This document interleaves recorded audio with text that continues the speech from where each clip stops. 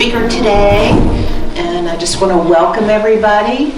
And let's take a moment and just get centered in prayer, because I love to pray. So if you'll just close your outer eyes, if you're comfortable with that.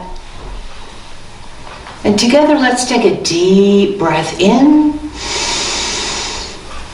and release that breath.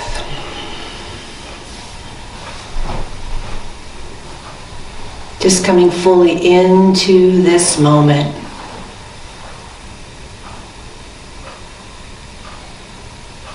Just presencing this moment, just knowing we are here fully and completely. We join in this moment. And we claim this time together for the highest and the best for all concerned. We know in our hearts that each one of us has come here today both to be a blessing and to receive a blessing. And for this truth about each and every one of us, for this presence that we bring to this moment, we simply say, thank you, thank you, thank you. And so it is. Amen.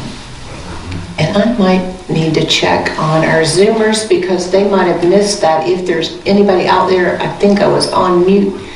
Sorry if there's anyone there. I don't think there is today, so that's good. I didn't leave anybody out in our prayer. But even if we had left them out on Zoom, we still included them in our consciousness and in our heart. So, okay, let's figure it. There we go. So if you will, let's together say our opening statement, which happens to also be the first of our 5 unity principles, just restated. Come on in, Pam. So our opening statement is, there's only one presence and one power active in my life and in the universe, God, the good, the omnipotent. Are you able to see okay? No, good enough. All right, well, I'll make sure that I stay out of your way there. So do we have anyone who's here for the first time? No? Well, thank you all for being here. We just want to, I always leave this slide up. I know others take it out because we don't have that many first-time visitors, but I like to keep it up because we want to make sure we don't overlook if someone is here for the first time. But we're an intimate group these days. So one of the reasons I love prayer so much is because unity was founded on prayer, or maybe I love unity because it was founded on prayer. I don't know which came first, but prayer definitely came first, but I mean in my awareness. So unity was founded, and for over 130 years, people have been praying at Silent Unity 24 hours a day, 7 days a week. And you can access that prayer energy anytime, hi Chris, anytime that you want to. So I've got a few ways listed here at unity.org. You can click on and submit a prayer in writing. You could call this number on the screen here.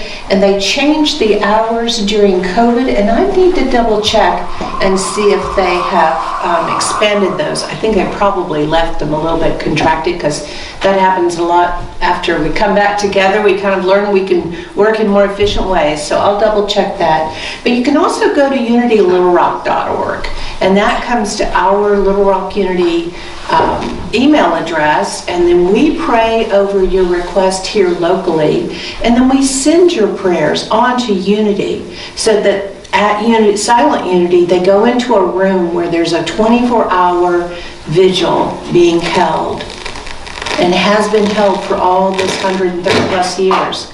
So just imagine your prayers, whatever that might be, going into this sacred space and then being amplified, because that's what happens, you know, we amplify those prayers.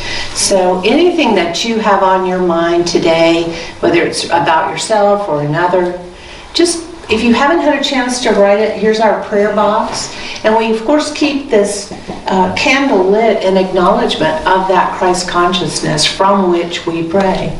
But if you haven't had an opportunity, and you can after we finish our gathering here today, to submit your request, you can just send it in from your heart right now. But let's join together and close our eyes again, once again with outer eyes if you're comfortable. If not, you can leave them open. However you move into a sacred space. Again, let's take that breath together and release.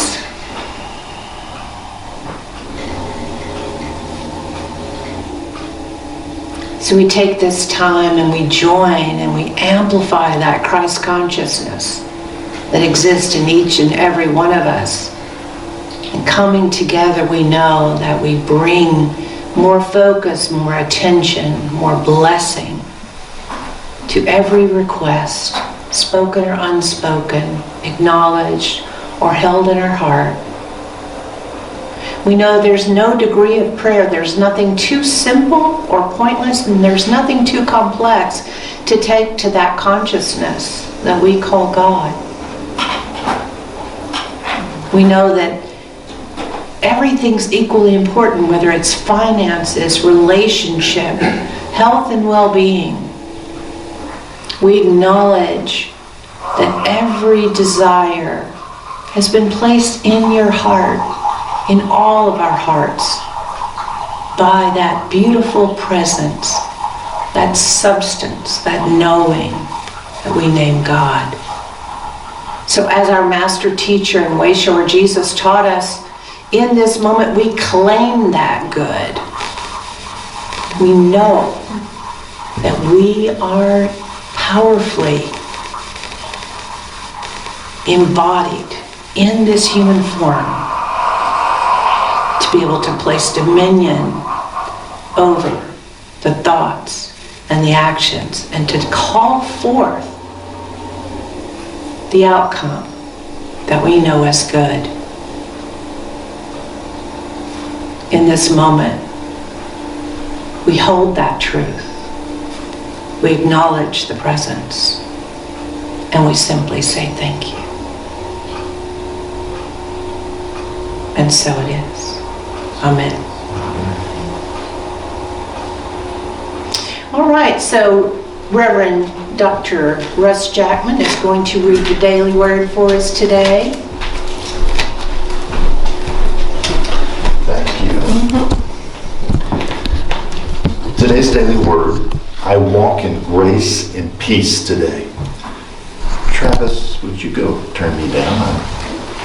If everybody else thinks I'm as loud as I think I am, it needs to be back down. Number 4. Okay. I give thanks for the activity of God in my life that appears as grace. This divine gift manifests as the beauty of the world and the people in it, and as the comforting presence of God within and around me each day. I do not have to do anything to earn grace, because it does not result from my attitude or actions.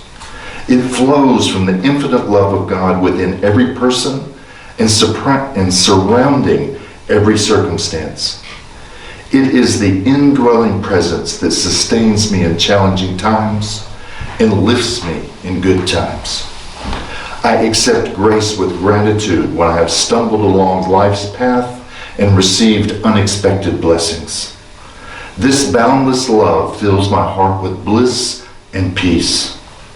I live in the presence of infinite love, believing each unfolding event in my life is leading me to my highest good. And our verse today comes from 2 Corinthians 12:9. My grace is sufficient for you.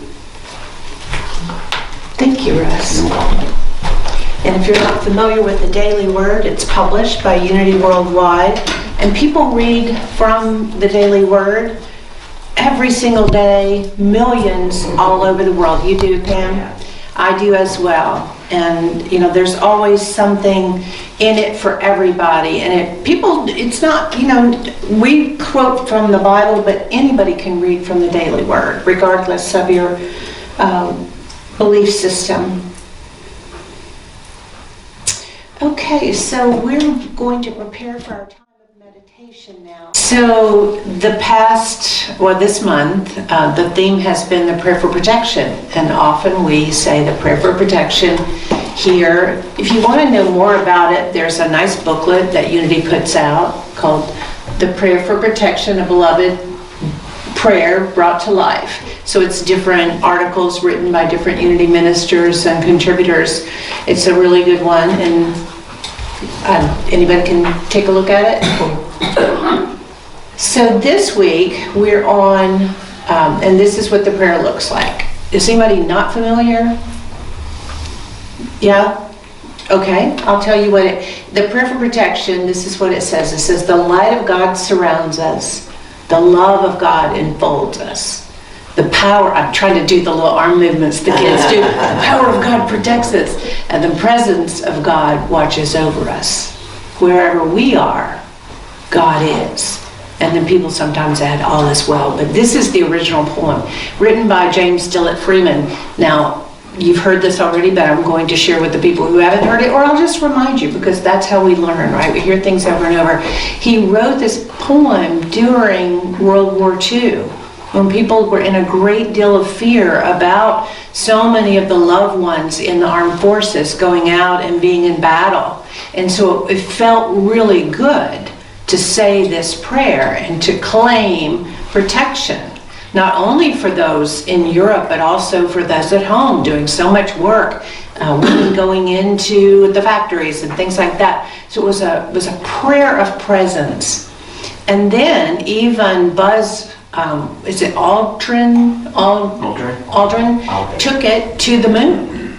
I've been talking about that all week. Yeah, he took this prayer to the moon, because it's again, the way that we pray in unity is the way that Jesus taught. We claim our good. We say, this is what we know is true, and therefore it is in our life true. We don't beg and beseech, although sometimes you hear somebody do that, and there are times where that feels better.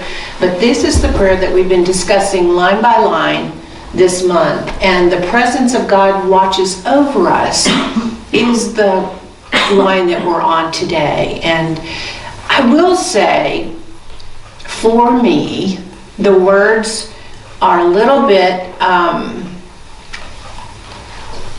arcane in the way that we look at it in unity, because we don't put God on a cloud. We don't say God is on a cloud watching over us. The presence of God is really more what it is.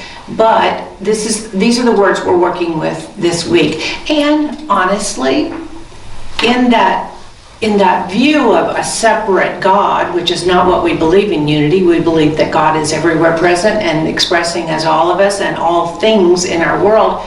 But that idea of a protector watching over us feels good.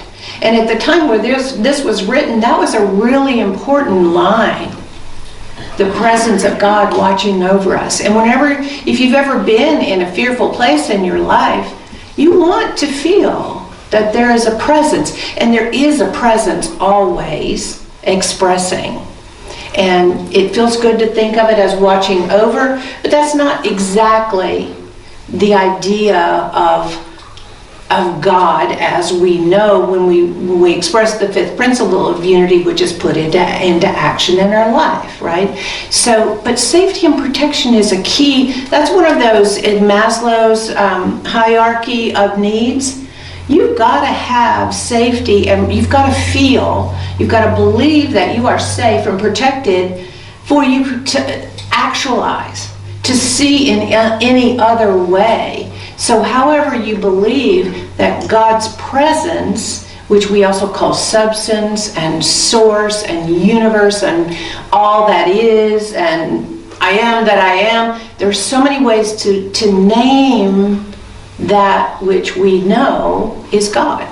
We know God exists. We know that there's a presence, but the word God just like shrink wraps it, right? And then we put it into different packaging, and we call it this belief system and that belief system and whatever. But it's the same presence. So the 5 basic principles, for those who are not familiar, the first one is God is absolute good and everywhere present. Absolute. Absolute means immutable, unchangeable. absolute. There's no question. That's not sometime good and sometime judging and sometimes this. God is absolute good all the time. And I know those of us who have struggled and we've had trauma and we've dealt with things in our lives, sometimes it doesn't feel that way. But we have to begin in that moment claiming, I know there's good. Because if you don't start looking for it, you can never find it. Have you ever lost your keys or anything else? And as long as you go around saying they're lost, they're lost, they're lost, you can't find them. They stay lost. But as soon as you claim or you forget that you stop claiming that they're lost, but better yet, start claiming that nothing is ever lost. That's what I do whenever I can't find something. I just start saying nothing is ever lost, nothing. And then before I know it, my eyes will allow me to see something that's sitting as close as this table. So Charles Fillmore says, the one and only omnipotent, omniscient, and omnipresent spirit mind. Meaning, we have a brain, and I've said this to you before, we have a brain in our body, but our body is in our mind. And our mind is expanding way beyond the human cells and bones. So we have this presence that we share that with all that is. So omni actually means combining from. Combining from. Combining from all presence. Combining from all knowledge. Combining from all power that exists anywhere. Think about that. That is what we experience as God. But when we put the name on it, when we label something, we just bring it down because, and that's what we have to do as human beings. We're trying to digest something. You know, the Native Americans call it the great mystery for a good reason. It remains a mystery. None of us, we all have our own experiences, and I can tell you what my experience is, and you can tell me what your experience is, but I can't experience yours, and you can't experience mine. It's individualized, and it's also absolute at the same time. That's why it's so elusive, you know? And the Tao says that which you name the Tao is no longer the Tao. Once you start naming it and bringing it into our human perspective, we start limiting. So today, the daily word that Russ read for us has these words in it, and I thought, yeah, I'm going to re-emphasize that. I give thanks for the activity of God in my life that appears as grace. Well, all activity of God appears in your life, and we decide what we think is grace. This is kind of a, you know, if you just kind of look at it a little more carefully, this divine gift manifests as the beauty of the world and the people in it. Again, that's what we're looking for. That's what we find. That's what we're looking for. That's what we find. There's an old Asian, I don't know exactly if it's Zen Buddhism or Tibetan Buddhism or whatever, but there's a story about a sage standing in the gate of a city. And a group comes down from the mountains where there had been heavy rains and washing away all the village. And so the people come by and they go, what kind of people live in your city? We're looking for a new home. And he said, well, what kind of people lived in the city from which you came? And they said, oh, they were terrible. They were just mean to us, and they were backstabbing, and they were just this and that, and they didn't share well. And he said, same people live here. So they just kept going. And another group also came down. And if you've heard this story before, I'm paraphrasing, okay? I'm not giving the literal story. But another group came down and they said, oh, we've also had to escape all the heavy rains. Our homes were washed away, and we're looking for a new place to live. And we're wanting to check out your city. What kind of people live here? And he said, well, what kind of people lived in the city from which you came? And they said, oh, the best people. We're so sad to have to leave them. They were wonderful. They were so giving and sharing and supportive. He said, same people live here. Come on in. It's your perspective.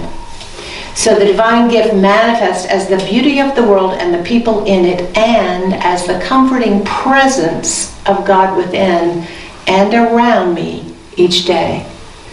The presence of God within me and around me.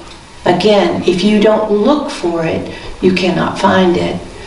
The sooner you accept and you begin to look for it, the more of it you will find in abundance in your life.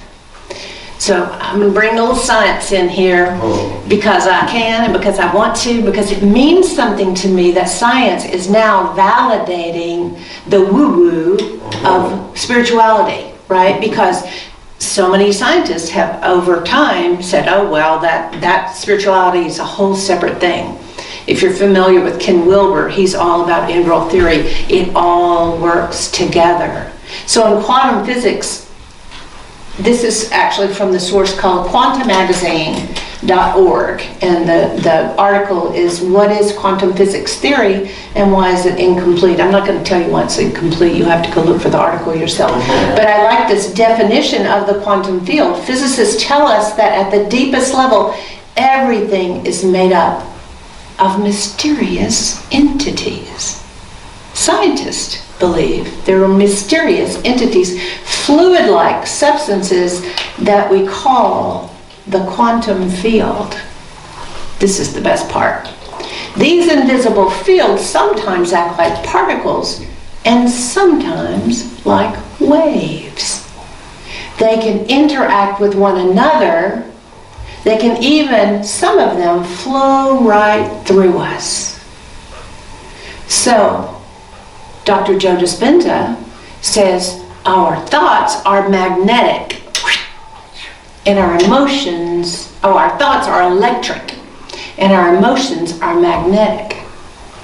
And when we know that thoughts can create form in our life, so think about that, particles and waves. So we've got our magnetic emotions going out, affecting the quantum field of particles. They take form, and that's answered prayer.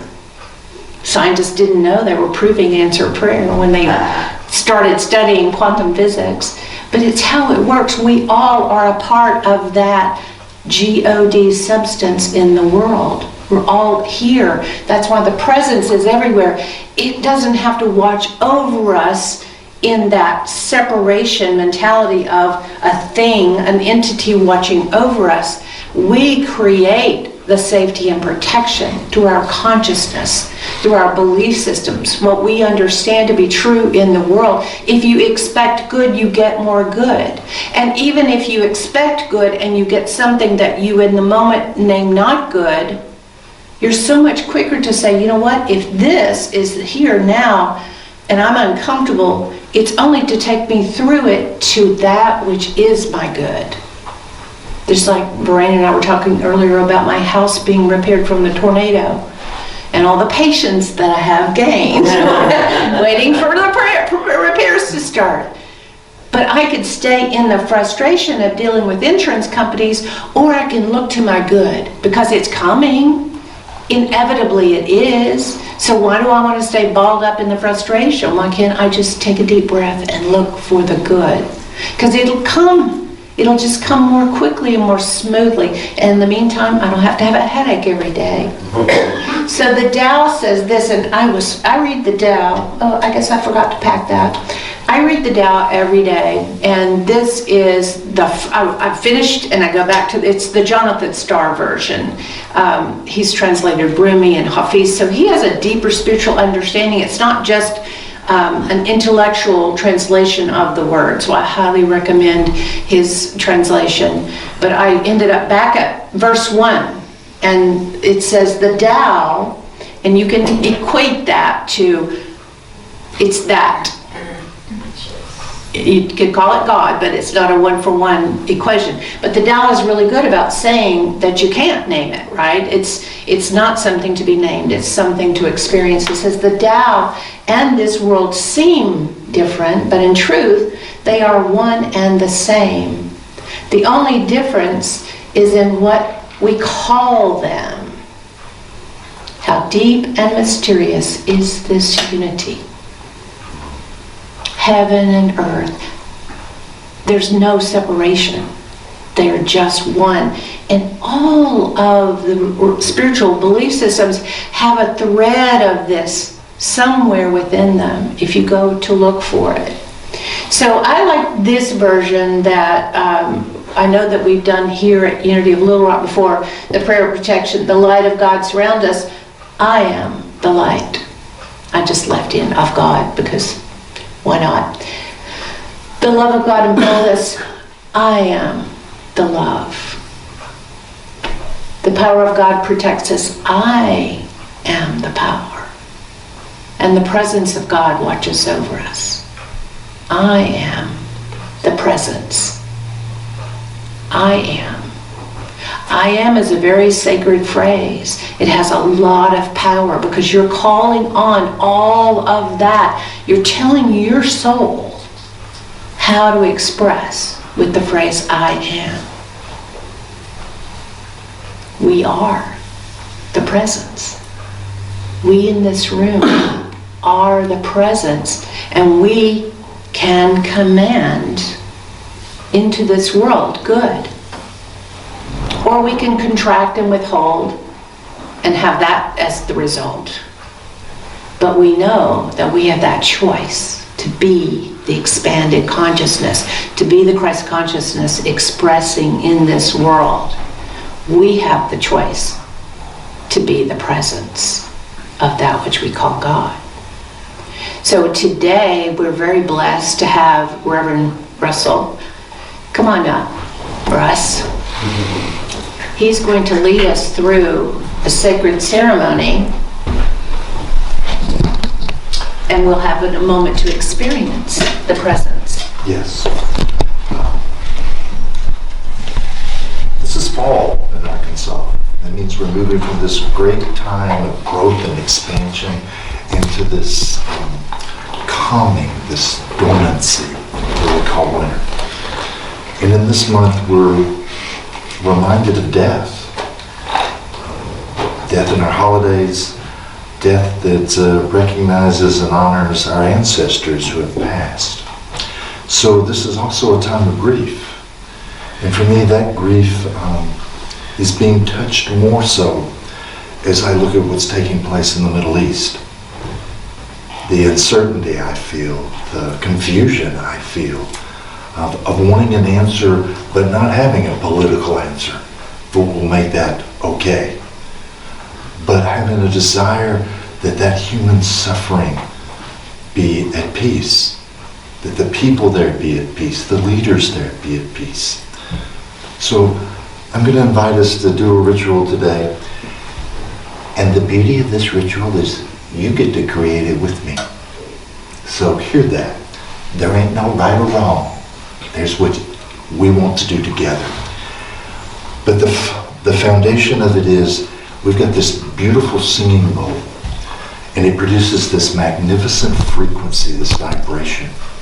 And we're going to add to it our awareness, our consciousness of the presence that holds that peace, that love.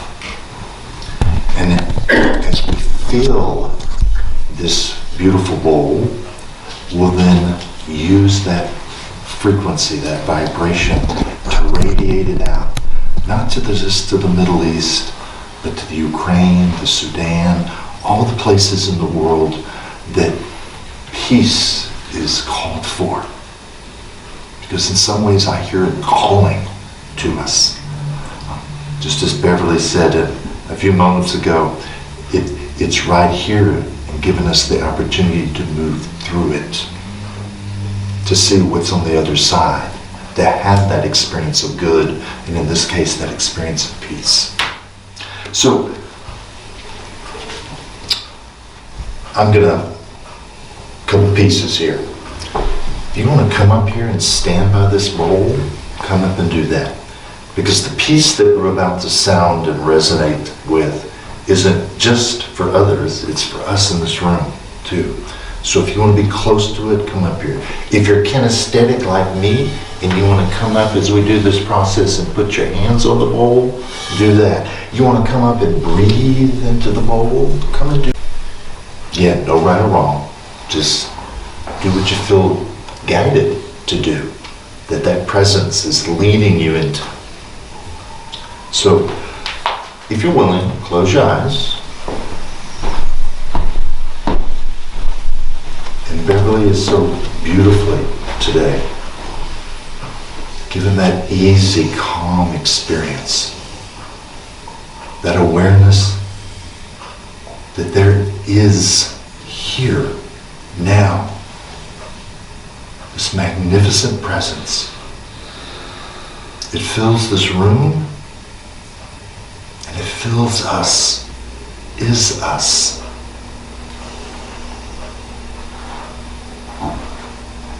And in that presence is contained absolute good. And in that good, there is calm, there is peace. There is a unification.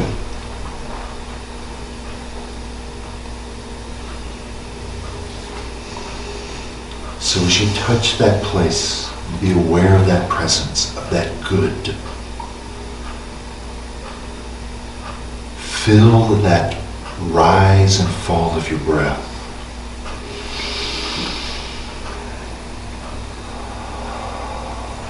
That breath is life. It is light. It is peace.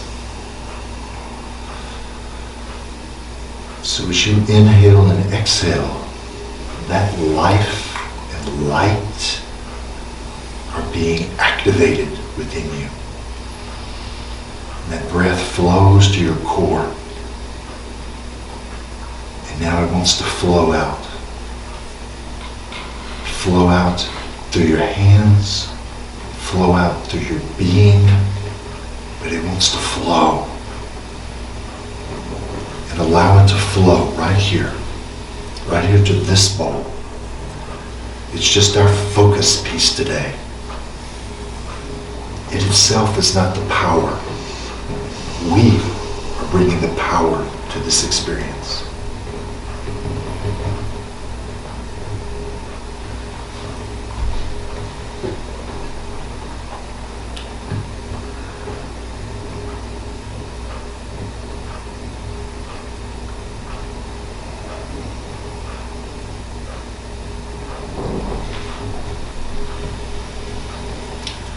So to keep bringing that peace here to this bowl,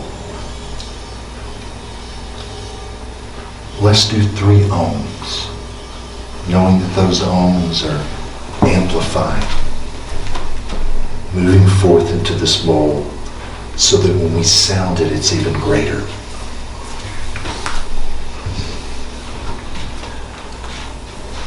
So together with that ohm, the first one,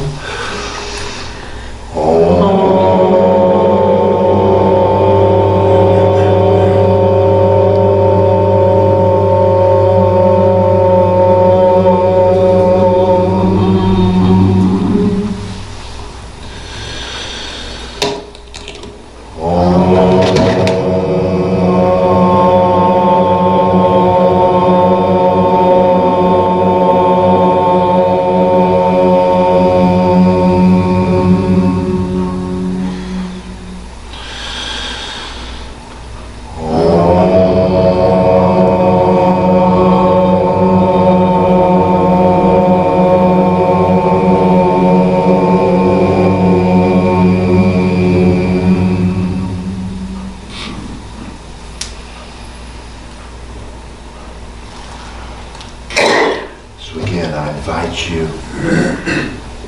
as you feel this vibration, to know that peace and that presence is yours. And that any place that you want touched within you to experience that peace, you are the healing that the world is calling for. And as you heal, as you change, as you claim this for yourself, you in turn are claiming it for all.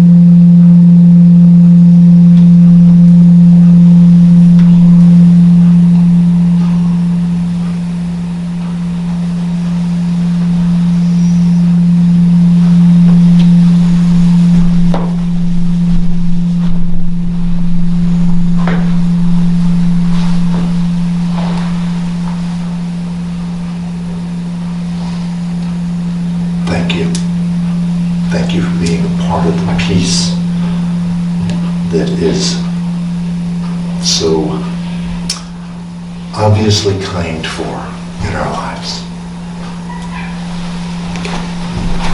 Thank you, Russ. That was beautiful. If you could tell, it's still carrying that beautiful vibration out into the world, which we all generated together, and we're putting out into the world. And believe me, it is having an effect. We don't always get to know. When you put a good effect out into the world, you don't know. But you can trust and you can believe. I was going to play a song, but I'm not. I'm going to keep us in that quiet. So I just want to share from quantum physics and from the Tao, but I also want to bring it back to the Bible because it is a sacred text. We don't necessarily think all of it's good, full of good stuff. You know, there's some things in there that are not kind and loving, but they're in there. But we like to focus on the teachings of Jesus and his disciples. And from the book of John here, it says, even though you do not believe in me, believe in the works. This is Jesus talking to those who were persecuting him. He said, so that you may know and understand that the Father is in me and I am in the Father. That is the presence. We are the presence. And then in John 1:9, it's, and the Word became flesh. So be aware of what you're creating in your world as the presence of God. Every moment of every day, not just right now. We're bringing your attention to it, but it's always true. So I want to give you a little weekly practice. Practice the presence. Remember this moment. If you have a bowl of your own, or if you have a drum, or whatever you have to generate or dance around, whatever moves some energy in your life. Evoke the presence of God, or sit still and do it. Sit quietly, evoking that presence, knowing that it's true. And notice what shifts within you and around you. And then spend time in gratitude and appreciation for number one, the awareness, and number two, how it expresses in your life. Thank you for your presence today, and thank you, Reverend Russ. That was just amazing, beautiful. Thank you, Travis, for applause.